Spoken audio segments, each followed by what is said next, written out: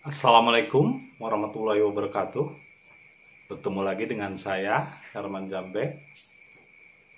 Kali ini saya akan membicarakan tentang hakul yakin. Hakul yakin. Tapi sebelumnya, seperti biasa, yuk mari kita ngopi.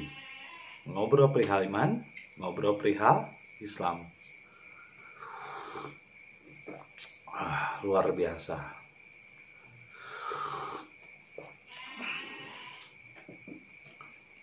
Apa itu hakul yakin?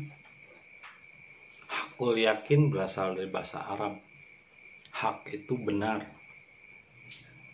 Yakin itu keyakinan atau iman. Jadi benar keimanannya apabila benar keilmuannya. Karena iman tanpa ilmu itu seperti pohon tidak berakar. Sedangkan ilmu tanpa amal itu seperti seperti pohon tidak berbuah. Jadi sebetulnya sajarah itu adalah perumpamaan. Sajarah itu pohon. Pohon itu adalah perumpamaan hal-hal yang baik. Jadi iman tanpa ilmu bagaikan pohon tanpa akar. Nah, kalau pohon tanpa akar itu mudah tumbang, mudah terbawa angin, dan mudah runtuh. Salah satu contoh lah yaitu demo-demo yang selalu mengatasnamakan Islam. Itu kan yaitu yakin, iman, tapi kurang ilmu. Karena dalam sejarah Islam tidak pernah ada yang namanya Islam itu berdemo. Tidak pernah ada yang namanya Islam itu menyerang. Kalaupun dulu zaman Nabi ada perang, bukan diserang hakikatnya, tapi defensif, mempertahankan. Tidak ada satupun ceritanya perang itu menyerang. Hanya setelah Nabi wafat, kesininya zaman-zaman Khalifah, apalagi Umayyah, barulah Islam menyerang Cordoba, menyerang ke negara lain. Pada zaman Nabi nggak pernah ada Islam namanya menyerang, nggak ada Islam berdemo. Satu-satunya Islam menyerang itu pada perang Uhud, di Bukit Uhud. Itu benar Islam menyerang, tapi akhirnya Islam kalah taktik, karena justru terjebak oleh siasat orang-orang kafir saat itu, yang seperti seolah kabur padahal mereka berbelok ke bukit. Dan ketika orang Islamnya turun mengambil ghanimah atau harta rampasan perang, orang kafirnya menguasai Bukit Uhud. Dan saat itulah Nabi Muhammad giginya tanggal, jatuh dan berdarah. Karena apa? Karena jatuh dari kuda dan dilindungi oleh Amir Hamzah.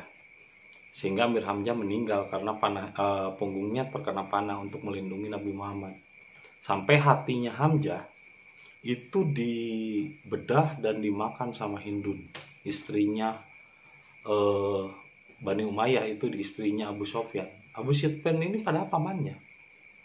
Istrinya Abu Sufyan itu Hindun padahal bibinya, tapi sangat membenci Nabi Muhammad. Dan yang mendirikan Khalifah Umayyah. Nah, pada zaman itulah kitab dirombak pada zaman Umayyah untuk kepentingan khalifah, untuk kepentingan kekuasaan. Nah, makanya ketika kita beriman kepada sesuatu, kita harus pahami dulu ilmunya. Pahami dulu apa yang akan kita yakini. Jangan sampai kita yakin kepada sesuatu yang tidak ada pembuktiannya, atau istilahnya sesuatu yang belum terbukti, masih baru meraba-raba atau masih baru coba-coba. Maka kita lebih yakin dan mencontoh sesuatu yang sudah teruji dan terbukti. Istilahnya kayak seperti ini tentang sejarah. Saya lebih yakin kepada Nabi Muhammad dibanding kepada tasawuf. Karena tasawuf itu sudah ada sejak sebelum Nabi Muhammad lahir juga tasawuf itu ada. Tasawuf itu dari kata asufah.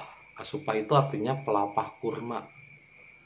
Jadi pelapah kurma itu jadi genting, karena kan waktu itu orang-orang Arab hanya menggunakan dinding dari bata dan lumpur. Terus dinding atasnya karena panas dia hanya menggunakan pelapah kurma. Itu disebut asufah. Kesininya menjadi sufi dan tasawuf.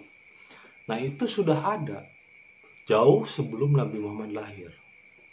Dan wirid, terus misalnya wirid, tarian begitu, itu sudah ada sebelum Nabi Muhammad lahir. Lalu Nabi Muhammad meraih. Pada saat itu ada 360 golongan di Jazirah Arab. Dan Nabi Muhammad mampu menyatukan perbedaan tanpa membeda-bedakan. Mau Kristen, mau Hindu, mau tasawuf diraih. Meskipun banyak orang-orang tasawuf ini banyak yang tidak beriman kepada Nabi Muhammad dan akhirnya mereka kembali kepada kebiasaannya. Orang-orang tasawuf ini adalah kebanyakan dari orang-orang Badui. Badui, kalau di Sunda ada Badui, kalau di sana ada yang namanya Bedui. Bedui ini memang tasawuf dari zaman dulu. Jadi jangan dikira kalau dikir mengingat Allah itu kebiasaan Nabi Muhammad, bukan. Itu adalah kebiasaan orang-orang tasawuf. Maka kita harus belajar memahami ilmunya. Memahami dari mana asal muasal sejarah itu. Sejarah itu pohon. Jangan sampai kita yakin kepada sesuatu ilmu yang nggak jelas asal usulnya, akarnya nggak jelas, maka akan tumbang. Kita akan diliputi kemarahan dan emosi seperti kepiting. Untuk mengambil kepiting laut itu paling mudah, dipancing emosi dengan tali dan batu, dikasih pemberat batu, talinya digesek-gesek ke kepiting, dia akan langsung marah, menggigit talinya itu, kita tinggal ngangkat. Jadi kepiting nggak sadar, akhirnya tahu-tahu dia direbus kepiting laut. Kenapa? Emosi. Nah begitupun emosi di dalam diri. Ketika kita yakin kepada sesuatu padahal nggak tahu juntrungannya, nggak tahu asal muasalnya, nggak tahu ilmunya, ketika ada orang yang ingin meluruskan, tiba-tiba emosi, marah.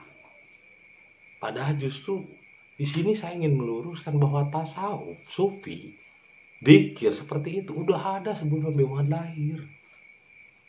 Mereka mengucapkan Allah, ya Latif, ini asma, apapun itu bentuknya, itu bukanlah Allah, tapi itu adalah makhluk. Laqad alamal Adam al asma. Apapun yang dipelajari, dipahami dari nama, itu adalah makhluk. Makanya setiap asma itu ada kodamnya, ada jinnya. Jadi kalau misalnya kita sering manggil-manggil asma itu, setidaknya berarti kita memanggil hodam-hodam jin, mengambil software Venom, gitu, mengambil virus Venom. Nah, saya tidak menyalahkan, silahkan saja kalau Anda masih mau menggunakan itu. Ibaratnya Anda terbiasa menggunakan alat angkut tradisional, gerobak. Nah, saya menawarkan Anda untuk naik pesawat. Tiba-tiba Anda bilang, enggak, saya udah biasa pakai gerobak. Ya udah, pakai gerobak saja. Anda pergi ke Amerika. Nah, istilahnya saya nyampe dalam waktu 1 jam. Mungkin Anda berpuluh-puluh tahun baru nyampe. Dan saya tidak menyalahkan, silahkan saja. Dan itu sudah terbukti. Hampir semua orang yang berzikir pada akhirnya, seperti yang meninggal, Ustaz Arifin Ilham kan meninggal, kanker otak. Ada yang putus pita suaranya, ada yang kesurupan lah. Karena apa? Karena kalau hakikatnya dia mengenal Allah, Allah itu kan udah meliputi seluruh zat dan ciptaannya. Ada di dalam diri paling dalam dan di luar diri paling luar. Sehingga nggak perlu kita berzikir seperti misalnya Ar-Rahman, Ar-Rahim, Ar-Rahman, Ar-Rahim, Maha Pengasih, Maha Penyayang. Tapi ketika ada nenek-nenek jatuh di jalan, ya cuek aja, dikira aja Allah, Ar-Rahman. Bukan begitu. Ketika kita lewat jalan, ada orang yang perlu dikasihani, diberi, ya kita bantu, kita kasihani mereka. Ada orang yang belum paham tentang bagaimana mendekatkan diri pada Allah, ya saya sampaikan melalui video-video YouTube ini. Ini ada salah satu bentuk Rahman Rahim. Tidak perlu saya berzikir Rahman Rahim Rahman Rahim. Dengan berbagi ilmu, berbagi materi, berbagi tenaga, itu sudah Ar-Rahman Ar-Rahim. Bahkan mungkin 1 juta Ar-Rahman Ar-Rahim dengan dzikir itu lebih baik, walaupun kita memberi cuma 50.000 kepada misalnya janda tua ataupun orang yang kelaparan. Itu lebih baik. Jadi ketika Anda memberi uang 50.000 kepada orang yang sedang kelaparan dan butuh makan, itu lebih miliaran wirid Ar-Rahman Ar-Rahim. Karena itu aplikasi yang sesungguhnya. Rahman Rahim bukan diwiridkan, bukan diucapkan. Kan kata-kata asma itu kan cuma petunjuk. 250 km menuju Jakarta, 250 km menuju Jakarta. Kalau terus-terusan diwiridkan, nggak akan sampai ke Jakarta. Satu-satunya jalan yaitu bergerak. Maka ketika Anda beriman, ketika Anda meyakini, harus pahami dulu jalurnya dan ilmunya. Jangan sampai Anda meyakini sesuatu yang belum terbukti dan masih meraba-raba. Dan Anda pun merasa gelisah, belum tenang. Orang banyak dikir bukan malah tenang, malah justru banyak yang gelisah, nggak tenang hidupnya, nggak menentu, ragu, was-was dan takut. Kenapa? Kebanyakan dikir. Ya, dikir kan pekerjaan pikiran, mengingat itu pekerjaan pikiran. Maka ketika Anda iman, itu harus hak dulu, harus haknya itu harus benar-benar. Benar nggak ini? Seperti tasawuf, benar nggak ini? Nabi Muhammad tidak pernah melahirkan tasawuf. Tasawuf itu sudah ada sebelum Nabi Muhammad lahir, ya kan? Jadi sufi itu sudah ada sebelum lahir. Kalian harus memahami sejarah, akarnya sajarah. Maka jangan sampai kita beriman kepada sesuatu yang nggak jelas sejarahnya. Oh, yang penting iman. Bukan begitu, yang penting iman. Seperti misalnya yang penting yakin, ya misalnya mancing di kloset gitu, di lubang WC. Yang penting yakin dapat ikan. Lah bukan begitu. Yakin pun juga sudah harus ada ilmunya. Kalau sudah benar ilmunya, misalnya oh di kolam itu banyak ikannya, mancing. Dan ketika pakai umpannya misalnya pakai donat kan belum tentu dapat. Atau misalnya ikannya pakai apa? Pakai kayu kan belum tentu dapat. Pakailah cacing atau pakailah sesuatu yang berbau anyir yang disamperin sama ikan. Jelas pakai ilmu walaupun itu cuma mancing. Ya, tapi saya selalu meyakini bahwa orang yang mancing di kolam hidupnya tidak akan pernah maju. Karena apa? Karena maju sedikit pasti kecemplung ke kolam. Ya, ini cuma canda. Jadi mancing sekalipun itu butuh ilmu. Jangan asal Anda yakin mancing di kebun gitu. Udah jelas tanah, nggak ada ikan. Udah jelas misalnya sesuatu itu harus dipahami dulu. Jadi yang wajib itu bukan ibadah ritualnya, tapi justru ilmunya. Mencari jalannya, memahami ilmunya. Jangan sampai meyakini sesuatu tanpa dasar ilmu yang jelas. Karena iman tanpa ilmu itu bagaikan pohon tanpa akar. Dan ilmu tanpa amal, tanpa praktek, itu bagai pohon tanpa buah. Jadi harus kuat dulu akarnya. Sajaroh, ngopi dulu. Jadi sajaroh itu perumpamaan sebuah pohon. Nah seperti contohnya di Arab Saudi. Ketika di Arab Saudi menanam pohon kurma, benihnya itu kenapa harus ditumpukin sama batu? Karena apa? Karena untuk akarnya supaya tumbuh lebih kuat. Ketika akarnya kuat, dia akan tahan dengan segala cuaca. Seperti contoh berikut, video berikut ini.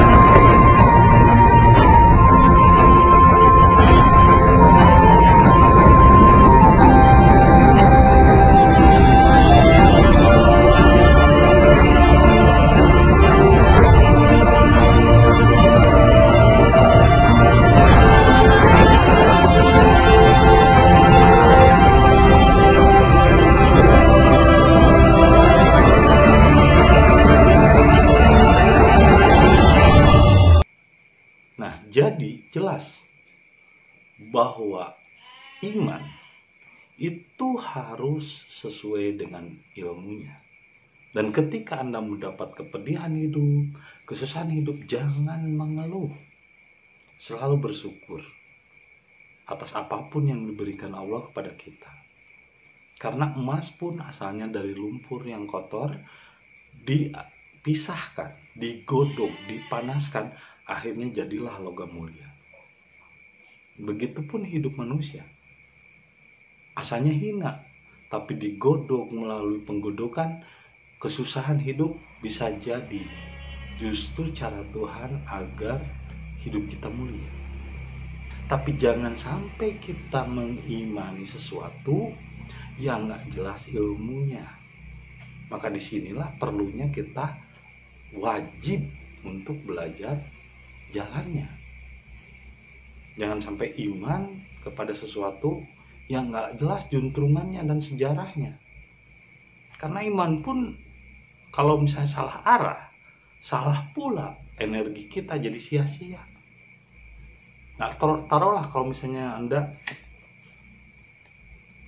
dengan saya udah saling kenal, ngobrol misalnya, nama Anda misalnya Udin, nama saya Herman Jambek. Kalau seandainya si Udin ini ketika ngobrol dengan saya, tiap bertemu dengan saya, padahal tiap dia bertemu dengan saya dan bertatap muka, tapi si Udin ini dalam bertatap muka dengan saya selalu bilang Herman Jambek, Herman Jambek, Herman Jambek, Herman Jambek. Akhirnya kan lama-lama saya nih, ini orang sehat gak sih ya? Masa ngomongin saya, kan saya di depannya, lagi berhadapan dengannya. Masa Herman Jambek hadirlah dalam hidup saya, Herman Jambek hadirlah dalam hidup saya. Waduh, padahal saya udah berhadapan misalnya. Apalagi Allah sudah meliputi diri kita. Tinggal apa yang harus kita lakukan. Bukan ucapan, bukan wirid-wirid di pikiran. Bekerja, berkreasi itu lebih baik daripada Allah. Untuk apa?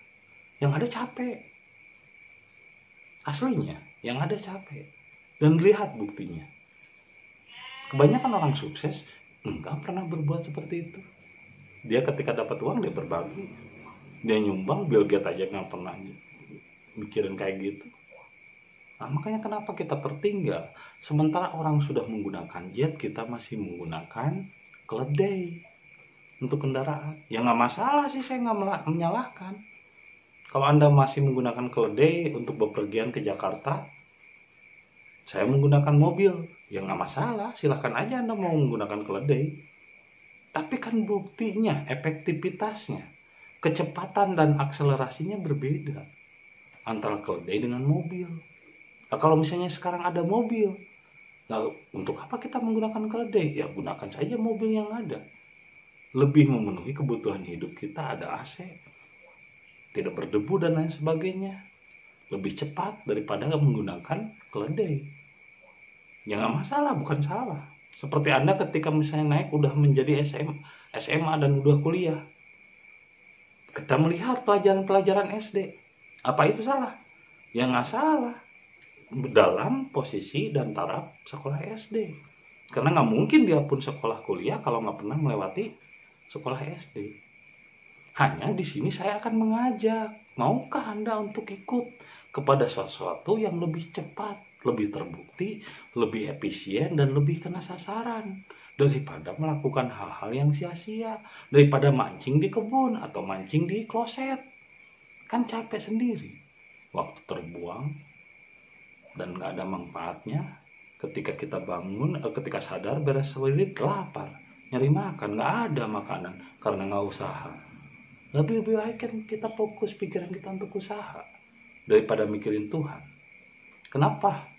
Ketika ilmu hakikat ma'rifat dipahami dan dipelajari oleh akal, lahirnya kesombongan, lahirnya kesempitan dan kesusahan hidup. Karena apa? Salah format. Hakikat dan ma'rifat bukan untuk dipelajari, bro, tapi untuk dilaksanakan, untuk dikerjakan. Karena itu bukan ilmu pelajaran, tapi ini ilmu praktek. Di sini perlunya hakul yakin. Sebelum yakin, harus tahu benarnya dulu, harus tahu ilmunya dulu. Seperti sebuah pohon yang tidak akan bertahan lama dan mudah terbawa angin dan mudah rubuh kalau tidak berakar. Jadi iman tanpa ilmu bagaikan pohon tanpa akar, dan ilmu tanpa amal bagaikan pohon tidak berbuah. Maka sebelum Anda meyakini sesuatu, pahami dulu ilmunya. Jangan langsung asal yakin. Dan ketika berbicara, mana dalilnya? Nah, saya mau mengatakan, dalil atau al-dalil akli, nakli atau apapun itu dalam kata-kata kitab, katanya, itu kan baru katanya. Itu ibaratnya resep cara membuat makanan, resep cara membuat makanan yang enak. Nah, seseorang itu sudah jadi chef, dia awalnya mungkin belajar resep-resep itu.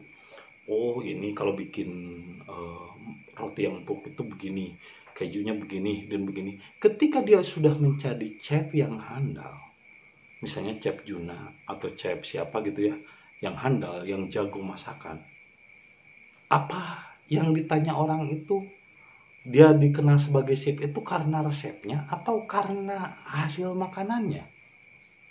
Jadi hakikat marifat itu udah menikmati makanannya, bro. Udah nggak usah ngobrolin resep. Ini mana resepnya, mana dalilnya? Ya ampun, orang sedang menikmati makanan kok ini nanya resep. Kecuali Anda pengen belajar cara membuat makanan itu. Nah, kalau seandainya Anda cuma pengen menikmati, ya nggak usah juga kita mikirin gimana resep cara membuatnya.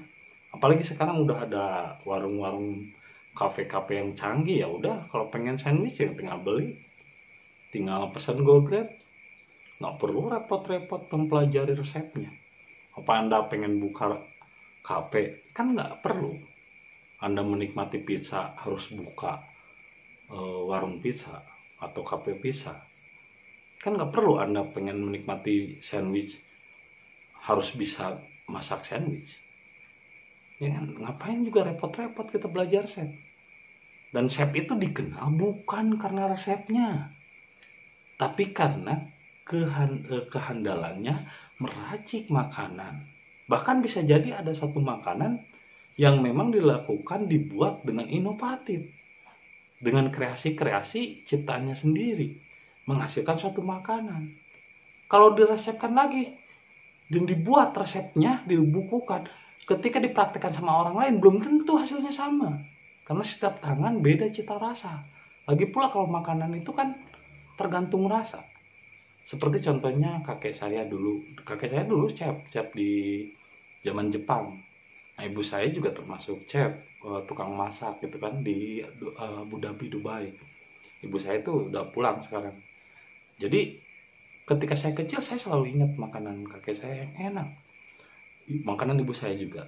Terus saudara-saudara yang lain ada yang dikasih tahu resepnya, tapi ketika dia buat beda rasanya, ya kan? Jadi ketika orang membaca satu resep belum tentu hasilnya sama.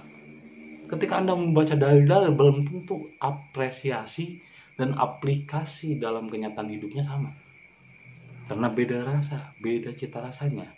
Lalu saya bertanya kepada kakek dan nenek ibu saya, apa sih resepnya sehingga bisa membuat pizza yang enak, roti yang enak, sandwich dan lain kebab dan lain sebagainya? Satu, kata ibu saya, ketika saya membuat itu penuh dengan rasa cinta kasih sayang. Ini yang nggak ada bumbunya, nggak ada resepnya di dalam resep apapun, nggak ada. Meskipun misalnya garam segini, terigu segini, telur segini, tapi ketika membuatnya penuh dengan rasa cinta kasih sayang, itu nggak ada resepnya di dalam resep. Itu hanya akan dapat ketika dilakukan. Jadi jangan pernah lagi ngobrolin resep, ngobrolin dalil. Ya, orang udah pada kemana chef, masa masih baca chef handal misalnya masih baca resep sih? Itu kan hanya khusus untuk baru yang mau belajar, baru meraba-raba butuh chef. Hakikat kan udah tidak membutuhkan itu. Dan ini hakikat ajaran untuk semua manusia, untuk Hindu, Kristen, Buddha. Itu yang disebut rahmatan lil alamin. Jadi kalau saya menggunakan resep-resep bahasa Arab, terus ya gimana yang Hindu, gimana yang Kristen, gimana yang Buddha, gimana yang Yahudi? Soalnya hakikat itu kan untuk manusia, bukan untuk agama. Untuk satu agama saja. Hakikat itu bukan hanya untuk agama Islam, tapi untuk Kristen, Hindu, Buddha, Yahudi, bangsa Inggris, bangsa apapun, bangsa kulit hitam, bangsa kulit merah, bangsa kulit putih, bangsa kulit kuning. Untuk semua manusia, bukan untuk agama Islam. Makanya apa yang saya sampaikan dengan bahasa yang sederhana, yang mudah dipahami. Maka kalau Anda beriman, meyakini sesuatu, maka harus benar dulu ilmunya. Hak, barulah hak ilmunya, maka hak yakinnya. Itulah yang disebut hakul yakin. Itu saja yang bisa saya sampaikan. Semoga apa yang saya sampaikan kali ini menjadi inspirasi dan Allah menurunkan hidayahnya buat kita semua.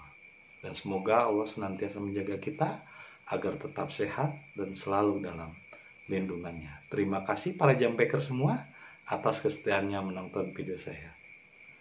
Assalamualaikum warahmatullahi wabarakatuh. Sampai jumpa di video-video berikutnya. Terima kasih.